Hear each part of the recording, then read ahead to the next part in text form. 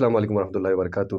حضرت اویس قرنی ایک عاشق رسول تھے، تابعی تھے اور یمن میں رہتے تھے۔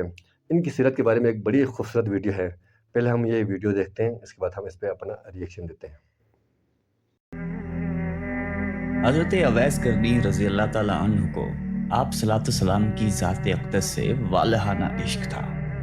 یہی وجہ ہے کہ آپ صلی اللہ علیہ وآلہ وسلم فرمایا کرتے تھے کہ یمن کی طرف سے مجھے محبت کی خوشبو آتی ہے، کیونکہ وہاں میرا دوست اویس قرنی رہتا ہے۔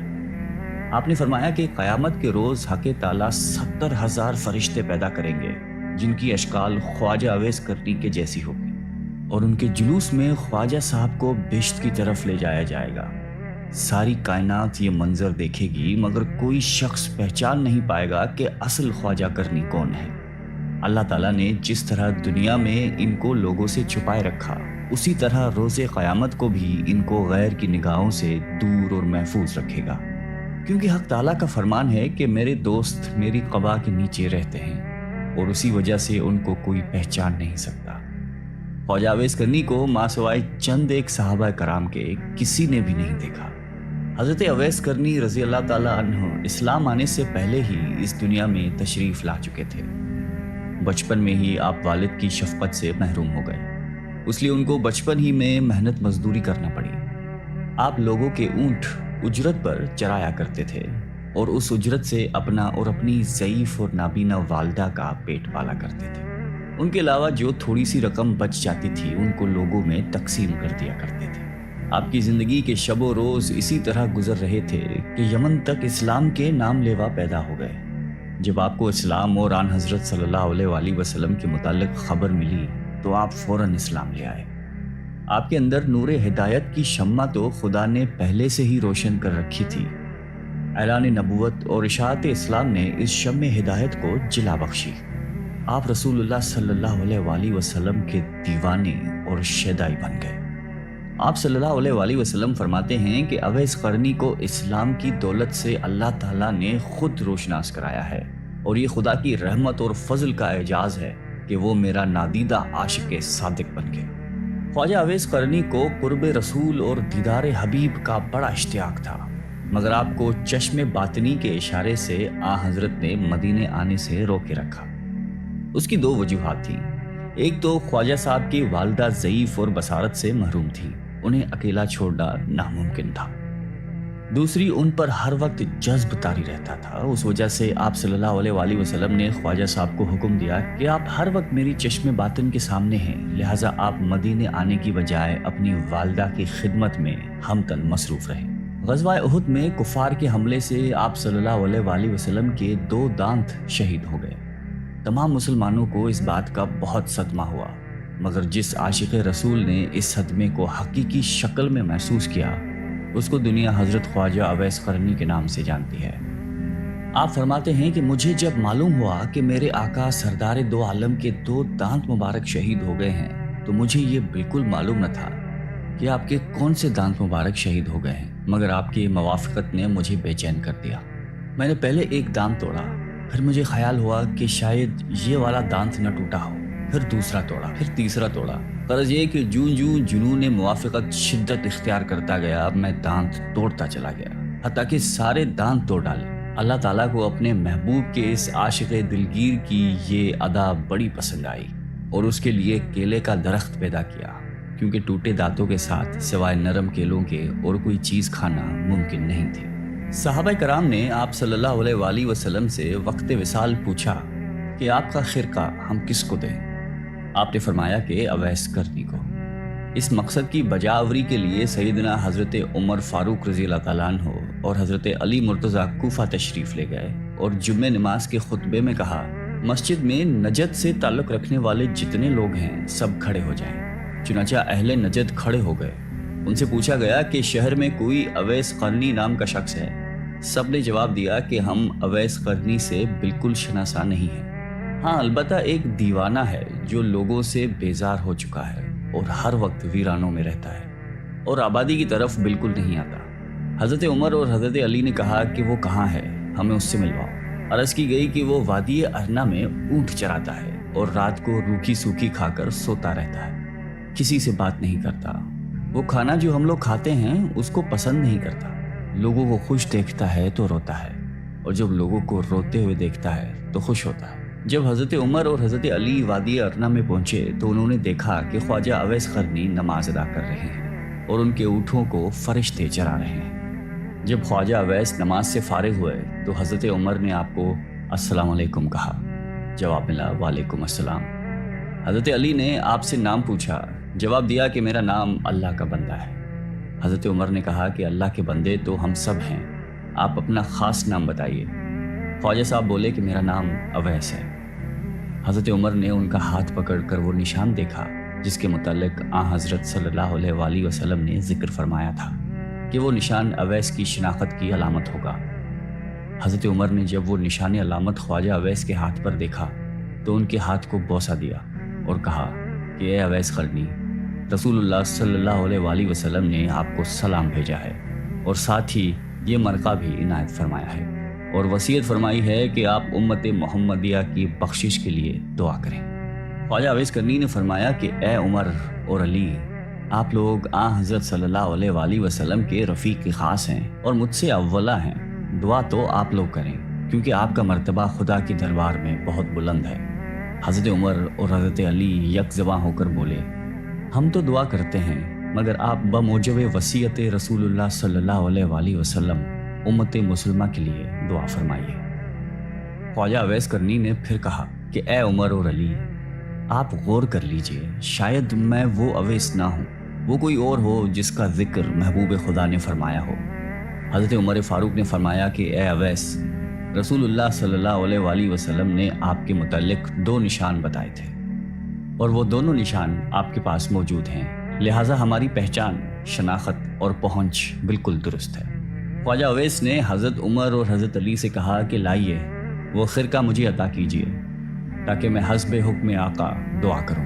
जब उनको खिरका दिया गया तो हज़रत उमर और हज़रत अली से कुछ फासले पर चले गए और ज़मीन पर सजदा रेज होकर बारगाह इलाही में अर्ज़ की कि ए खुदावंदे आलम, मैं उस वक्त तक ये खिरका न पहनूंगा जब तक तू सरकार दो आलम की सारी उम्मत को मेरी सिफारिश पर बख्शिश न दे देगा, क्योंकि पैगंबर इस्लाम ने ये मरका मुझे अता किया है और फारूक और मुर्तज़ा ने मुझ तक पहुंचाने के फ़राइज़ अंजाम दिए हैं। अब तेरा काम है, तू मेरी दुआ सुन ले और कबूल कर ले।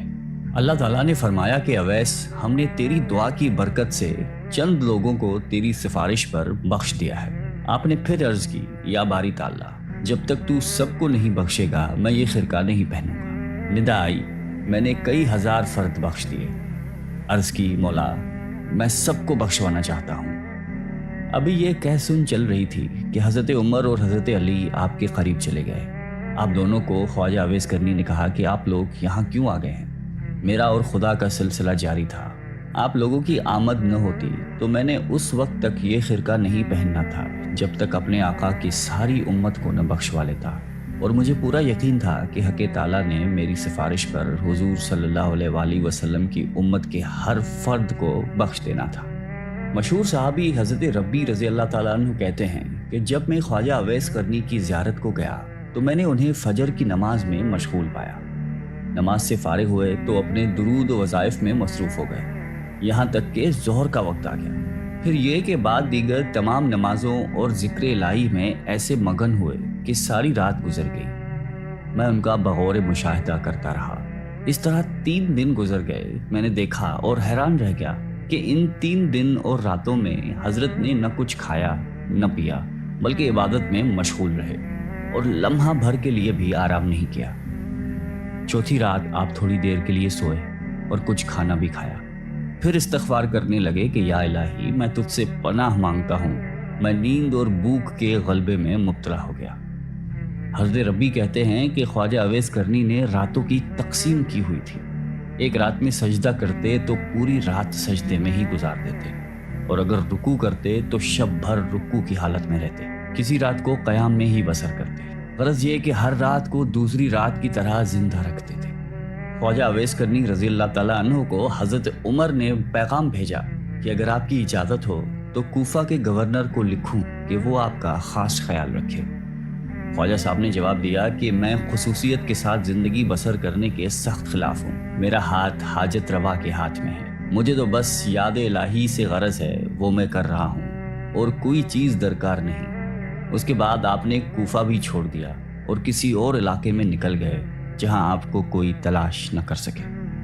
ایک دفعہ کا واقعہ ہے کہ حضرت اویس کرنی کو آپ صلی اللہ علیہ وآلہ وسلم کے دیدار کا شوق اس قدر پیدا ہوا کہ انہوں نے مدینے آنے کا ارادہ کیا۔ اب ادھر انہوں نے ارادہ کیا، ادھر آپ صلی اللہ علیہ وآلہ وسلم کو کسی غزوہ میں شرکت کرنے کے لیے مدینے سے باہر جانا پڑا۔ لیکن آپ صلی اللہ علیہ وسلم نے حضرت عائشہ سے فرمایا کہ میرے جانے کے بعد شاید کوئی مہمان آئے، اگر وہ یہاں آئے تو اس کی خوب خاطر مدارت کی جائے اور ہر طرح سے خیال رکھا جائے، کیونکہ وہ بڑا ہی پارسا انسان ہے، اور میرے آنے تک اس کو روکنے کی کوشش کی جائے۔ اگر وہ نہ رکنا چاہیں تو مجبور نہ کیا جائے، مگر اس کی شکل و صورت یاد رکھی جائے۔ یہ ہدایت دے کر رسالت مآب خود تو غزوہ میں شرکت کے لیے روانہ ہو گئے۔ بعد میں خواجہ اویس کرنی مدینہ تشریف لائے۔ ان کو جب پتا چلا کہ حضور سرور کائنات اس وقت مدینے میں نہیں تو انہوں نے اسی وقت واپسی کا فیصلہ کیا۔ ان کو روکنے کی بڑی کوشش کی گئی مگر وہ نہ رکے اور نہ ہی کسی قسم کی خاطر کروائی، بس واپس لوٹ گئے۔ جب آپ صلی اللہ علیہ وآلہ وسلم مدینہ واپس تشریف لائے تو آتے ہی انہوں نے حضرت عائشہ صدیقہ رضی اللہ تعالیٰ عنہا سے سوال کیا کہ کیا کوئی مہمان آیا تھا؟ ام المومنین نے عرض کی کہ اے اللہ کے رسول، ایک شخص جو کہ یمن سے آیا تھا، اس کی شکل و صورت چرواہوں کے جیسی تھی، آپ کو نہ پا کر وہ ایک لمحہ بھی یہاں نہیں ٹھہرا اور چلا گیا۔ آپ صلی اللہ علیہ وسلم بولے کہ عائشہ پتہ ہے وہ کون تھا؟ عرض کی کہ حضور میں بالکل نہیں جانتی۔ فرمایا کہ وہ اویس قرنی تھا جو میرے دیدار کے لیے یہاں آیا تھا اور دیدار کی حسرت دل ہی میں لے کر واپس چلا گیا، اور وہ ٹھہر بھی نہیں سکتا تھا کیونکہ اس کی ایک والدہ ہے جو بوڑھی ہے اور آنکھوں سے معذور ہے اور اس کی دیکھ بھال کرنے والا کوئی نہیں ہے، اس لیے اس کو ہر حال میں واپس جانا تھا۔ اور یہ وہ شخص ہے جو کہ خدا اور اس کے رسول کا سچا چاہنے والا ہے، جس کو صرف ذکر الہی سے غرض ہے اور وہ کسی چیز سے نہ مرعوب ہے نہ متاثر۔ اویس قرنی میرا عاشق ہے اور اللہ اسے محبت کرتا ہے۔ حضرت عائشہ نے جب یہ باتیں سنی تو اس کو خواجہ اویس قرنی کے مقام پر رشک آنے لگا اور فرمانے لگی کہ اے خدا کے حبیب، وہ شخص واقعی کس قدر عظیم ہوگا جس کے زہد و تقویٰ اور عبادت و ریاضت کی تعریف خدا اور اس کا محبوب کرے۔ مشہور تابعی حضرت حرم بن حیان رضی اللہ تعالیٰ عنہ کی ایک بار خواجہ اویس قرنی رضی اللہ تعالیٰ عنہ سے ملاقات ہوئی۔ وہ اپنی ملاقات کچھ اس طرح بیان کرتے ہیں۔ خواجہ اویس کرنی کوفہ میں مقیم تھے۔ میں نے آپ کی تعریف سنی، ملاقات کا شوق غالب ہوا اور میں ان کی زیارت کے لیے کوفہ پہنچا۔ لوگوں نے بتایا کہ وہ دریائے فرات پر ملیں گے۔ فرات کے کنارے پر پہنچا تو دیکھا کہ ایک شخص تنہا بیٹھا دوپہر کے وقت وضو کر رہا تھا اور کپڑے دھو رہا تھا۔ میں اویس کرنی کے اوصاف سن چکا تھا، اس لیے فوراً ہی پہچان گیا۔ ان کا جسم فربا اور رنگ کندمی تھا، سر منڈا ہوا تھا اور داڑھی گھنی تھی، بدن پر بہت بال تھے اور چہرہ بہت بڑا اور محیب تھا۔ صوف کا پاجامہ پہنے ہوئے تھے اور صوف ہی کی ایک چادر جسم پر تھی۔ میں نے قریب پہنچ کر سلام کیا۔ انہوں نے جواب دیا اور میری طرف دیکھ کر کہا کہ اللہ تمہیں سلامت رکھے۔ پھر میں نے مصافحے کے لیے ہاتھ بڑھایا لیکن انہوں نے مصافحہ کرنے سے گریز کیا اور اپنے پہلے الفاظ دہرائے کہ اللہ تمہیں سلامت رکھے۔ مجھے ان کی حالت پر بڑا ترس آیا اور میری آنکھوں سے آنسو بہنے لگے۔ جب میں نے رقت بھرے لہجے میں کہا کہ اویس، خدا تم پر رحمت کرے اور تمہاری مغفرت فرمائے، تو وہ بھی رونے لگے اور مجھ سے مخاطب ہو کر فرمایا کہ حرم بن حیان، خدا تم پر رحم کرے میرے بھائی، تمہارا کیا حال ہے؟ تمہیں میرا نام و پتہ کس نے بتایا؟ میں نے عرض کیا کہ خدا نے۔ مگر اے اویس، یہ تو بتاؤ کہ تمہیں میرا اور میرے باپ کا نام کیسے معلوم ہوا؟ اس سے پہلے نہ میں نے تمہیں دیکھا ہے نہ تم نے مجھے۔ حضرت اویس نے جواب دیا کہ تمہارا نام مجھے اس نے بتایا ہے جس کے علم و خبر سے کوئی چیز باہر نہیں۔ میری روح نے تمہاری روح کی طرف توجہ کی اور میرے روح نے تمہاری روح کو پہچان لیا۔ مومن کی روحیں ایک دوسرے کو پہچان لیتی ہیں۔ میں نے عرض کی کہ رسول اللہ صلی اللہ علیہ وآلہ وسلم کی کوئی حدیث مبارک سنائیے تاکہ میں اسے یاد کر لوں۔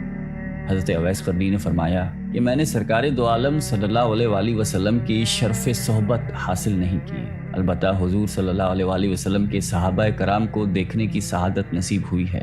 اور تم لوگوں کی طرح ان کی زبان سے میں نے بھی حضور کی احادیث سنی ہیں، لیکن میں اپنے اوپر یہ دروازہ کھول کر محدث، مفتی اور قاضی کہلانا پسند نہیں کرتا۔ مجھے خود اپنے نفس کے بہت سے کام ہیں۔ یہ کہہ کر وہ میرا ہاتھ پکڑ کر رونے لگے۔ میں نے درخواست کی کہ پھر قرآن حکیم کی ہی کچھ آیات سنا دیجیے۔ میرے دل میں آپ کی زبان سے قرآن سننے کا بے حد اشتیاق ہے۔ میری آپ سے محبت اور عقیدت خدا کے لیے ہے۔ میرے لیے دعا فرمائیے اور کچھ وصیتیں کیجیے۔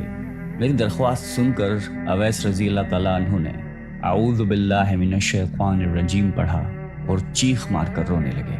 پھر فرمایا میرے رب کا ذکر بلند ہے، اس کا قول سب سے سچا ہے، اس کا کلام سب سے اچھا ہے۔ یہ کہہ کر انہوں نے ان آیات کی تلاوت کی۔ حامیم والکتاب المبین انا انزلناہ فی لیلۃ مبارکۃ انا کنا منذرین هو العزیز الرحیم تک پڑھ کر چیخ ماری اور بے ہوش ہو گئے۔ ہوش میں آئے تو فرمایا حرم بن حیان تمہارا باپ مر گیا، ان قریب تم کو بھی مرنا ہے، کیا خبر جنت میں جائیں یا دوزخ میں؟ ابن حیان آدم فوت ہو گئے، حوا فوت ہو گئی۔ ابن حیان نوح اور ابراہیم خلیل اللہ فوت ہو گئے۔ ابن حیان موسیٰ اور داؤد فوت ہو گئے۔ ابن حیان محمد رسول اللہ فوت ہو گئے۔ ابو بکر صدیق فوت ہو گئے۔ ابن حیان میرے بھائی عمر بن خطاب فوت ہو گئے۔ اور یہ کہہ کر انہوں نے مغفرت کی دعا کی۔ اس وقت تک حضرت عمر فاروق رضی اللہ تعالیٰ عنہ زندہ تھے، اس لیے میں نے کہا کہ خدا آپ پر رحم کرے، عمر خطاب رضی اللہ تعالیٰ تو ابھی فوت نہیں ہوئے۔ فرمایا ہاں، جو کچھ میں نے کہا ہے اگر تم اس کو سمجھو تو خود جان جاؤ گے کہ میں اور تم بھی مردہ ہیں، ہونے والی بات ہو چکی ہے۔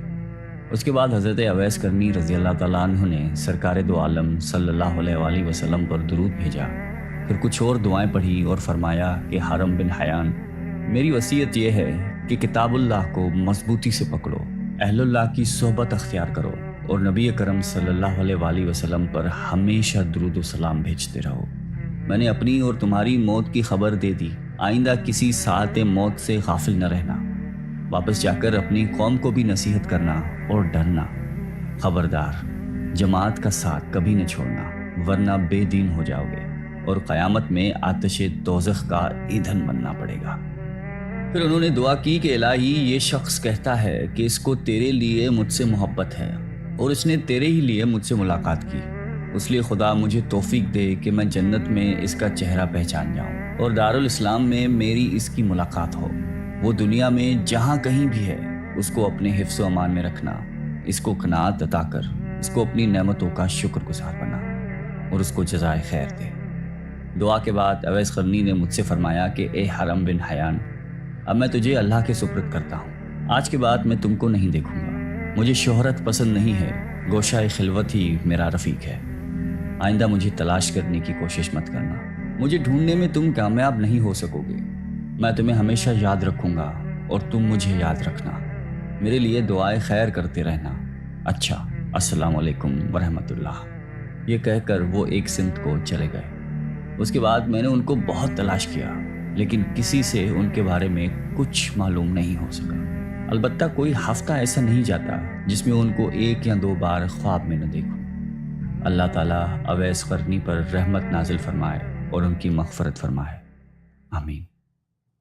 تو جناب یہ تھی ویڈیو، بڑی خوبصورت ویڈیو تھی۔ حضرت اویس قرنی کے بارے میں معلوم ہے ہمیں، ہم سب کو معلوم ہے، آپ کو بھی معلوم ہے کہ آپ عاشق رسول تھے، لیکن مدینے سے بہت دور رہتے تھے، یمن میں رہتے تھے۔ آپ کی والدہ ماجدہ ایک ضعیف خاتون تھی، جذام اور برس کی بیماری میں مبتلا تھی اور کافی کمزور اور بوڑھی تھی۔ آپ ہمیشہ ان کی خدمت کیا کرتے تھے اور ان کی خدمت سے ہی آپ کو فرصت نہیں تھی۔ حضرت اویس قرنی کے بارے میں ہے کہ آپ اتنے بڑے عاشق رسول تھے کہ آپ ہمیشہ اپنے دل میں تمنا رکھتے تھے کہ کسی طرح حضور نبی کریم صلی اللہ علیہ وسلم سے آپ کی ملاقات ہو جائے، تو آپ ہمیشہ دل میں جو محبت رکھتے تھے اور جو ملاقات کی تمنا لیے ہمیشہ رہتے تھے۔ آپ کی آنکھوں میں حضور نبی کریم صلی اللہ علیہ وسلم کی دیدار جو ہے، آپ کی آنکھوں میں، آپ کی آنکھیں ترس رہی تھیں حضور نبی کریم صلی اللہ علیہ وسلم کی دیدار کرنے کے لیے۔ تو آپ نے ایک دفعہ اپنی والدہ ماجدہ سے اجازت طلب کی کہ والدہ محترمہ کہ میں مدینہ کی طرف میں سفر کروں گا، حضور نبی کریم صلی اللہ علیہ وسلم سے ملاقات کا شرف حاصل کروں گا اور اپنی جو آنکھیں ہیں، جو پیاسی آنکھیں ہیں، حضور نبی کریم صلی اللہ علیہ وسلم کی دیدار سے میں ان کو تر کرنا چاہتا ہوں۔ تو ان کی والدہ چونکہ نحیف تھی، کمزور تھی، بیمار تھی، انہوں نے صرف اتنی اجازت دی کہ چونکہ عشق کا معاملہ تھا کہ آپ بالکل جائیں حضور نبی کریم صلی اللہ علیہ وسلم آپ کی ملاقات کریں، لیکن اگر حضور نبی کریم صلی اللہ علیہ وسلم گھر پہ موجود نہ ہو تو آپ انتظار مت کیجیے گا، کیونکہ میں کمزور ہوں، بوڑھی ہوں، میں زیادہ جو ہے داغ مفارقت جو ہے میں برداشت نہیں کر سکتی۔ تو مدینے میں حضور نبی کریم صلی اللہ علیہ وسلم اگر موجود ہوں تو آپ ضرور ملاقات کیجیے۔ اگر مدینے میں رسول کریم صلی اللہ علیہ وسلم مدینے میں موجود نہیں ہیں تو آپ واپس تشریف لے کر آئیے گا۔ تو حضرت اویس قرنی نے اس شرط کو منظور کی اور مدینے کی طرف جو ہے دل میں محبت کا جو ایک طوفان ہے وہ دل میں لیے، آنکھوں میں جو ہے دیدار نبی کریم صلی اللہ علیہ وسلم کی جو تڑپ ہے وہ آنکھوں میں لیے آپ نے مدینے کی طرف سفر کی۔ یہ عشق کا سفر تھا، محبت کا سفر تھا، لیکن کیا ہوا کہ اب آپ مدینے میں پہنچے تو لوگوں سے آپ نے سوالات کیے کہ حضور نبی کریم صلی اللہ علیہ وسلم کا ایک عاشق ہوں، غلام ہوں، یمن سے آیا ہوں۔ تو پتہ چلا حضور نبی کریم صلی اللہ علیہ وسلم مدینے میں تشریف نہیں رکھتے۔ تو آپ کا دل تڑپ اٹھا، آپ کو صدمہ پہنچا ایک طرح کا روحانی طور پر، کیونکہ آپ نے اتنا لمبا سفر طے کر کے آپ آئے تھے، تشریف لے کر آئے تھے، لیکن حضور نبی کریم صلی اللہ علیہ وسلم سے آپ کی ملاقات نہ ہو سکی۔ آپ پھر دل گرفتہ ہوئے اور آنکھیں نم ہوئی، اور ایک طرف ماں سے کیا ہوا وعدہ تھا اور ایک طرف عشق کا معاملہ تھا، لیکن کیا کریں، مانگ کی شرط بھی پوری کرنی تھی، مانگ کی ڈاہرز بھی باندھنی تھی، مانگ کا آس بھی رکھنا تھا۔ تو پھر بہرحال آپ تر آنکھوں کے ساتھ واپس آ گئے، دل آپ کا ٹوٹا، واپس تشریف لے کر آئے۔ حضور نبی کریم صلی اللہ علیہ وسلم جب مدینے تشریف واپس لے کر آئے تو آپ نے فرمایا کہ مجھے یمن کی طرف سے خوشبو آ رہی ہے، مجھے اویس قرنی کی طرف سے خوشبو آ رہی ہے۔